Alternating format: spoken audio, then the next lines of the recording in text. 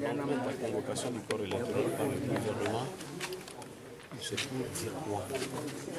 Et justement, pour dire que nous avons appris, je crois, avec une grande tristesse, que malgré toutes les interpellations, le gouvernement persiste dans sa logique et convoque le corps électoral pour le 20 décembre 2018 pour la tenue des élections législatives.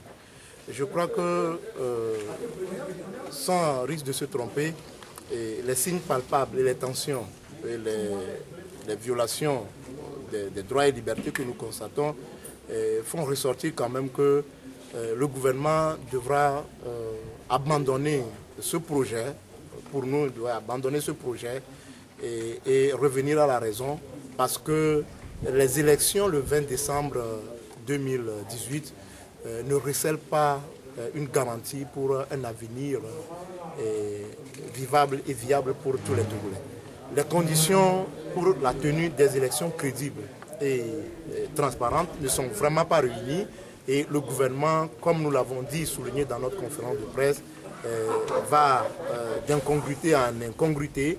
Et la première incongruité a consisté pour le gouvernement de détourner toute l'attention du peuple togolais au lendemain de la publication de la feuille de route pour faire croire au peuple togolais que la question fondamentale est une question électorale. Mais en réalité, le peuple togolais n'est pas sorti pour demander les élections, mais le peuple togolais est sorti pour demander les réformes. Et sans ces réformes, le gouvernement peut tenir ces élections le 20 décembre 2018, mais le gouvernement n'arrivera pas à apporter une résolution, une issue pacifique et durable à la crise.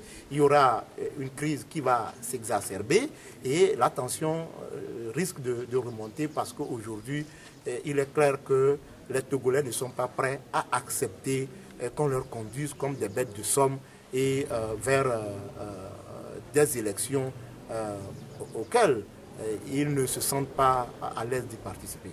Ceci se fait en quelque sorte avec la bénédiction de la CEDEAO et c'est le lieu pour nous d'interpeller vraiment la CEDEAO. Parce que la CEDEAO, je ne dirais pas semble, mais j'affirme la CEDEAO est complaisante envers ce régime.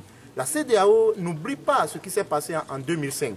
La CEDEAO n'est pas étrangère à cette crise. La CEDEAO a des principes. La CEDEAO a des normes, des protocoles pour la bonne gouvernance et la charte africaine des droits de l'homme et de la démocratie. La CEDEAO ne peut pas, au regard de ces normes qui fondent la démocratie, passer outre et faire un travail de mauvaise appréciation. Et alors que les Togolais sont sortis pour demander les réformes, la CEDEAO vient nous prescrire des élections. Et je crois que c'est cette mauvaise appréciation ou cette légèreté avec laquelle la CEDEAO traite la crise togolaise qui fait qu'aujourd'hui nous allons de blocage en blocage. Et je crois que la CEDEAO, comme on le dit, nous ne cesserons jamais de le rappeler, joue sa crédibilité dans la gestion de cette crise. Elle en sera responsable purement et simplement. Et je crois que la CEDEAO, il est encore temps qu'elle ait un langage clair et sincère, franc d'ailleurs, envers le régime en place.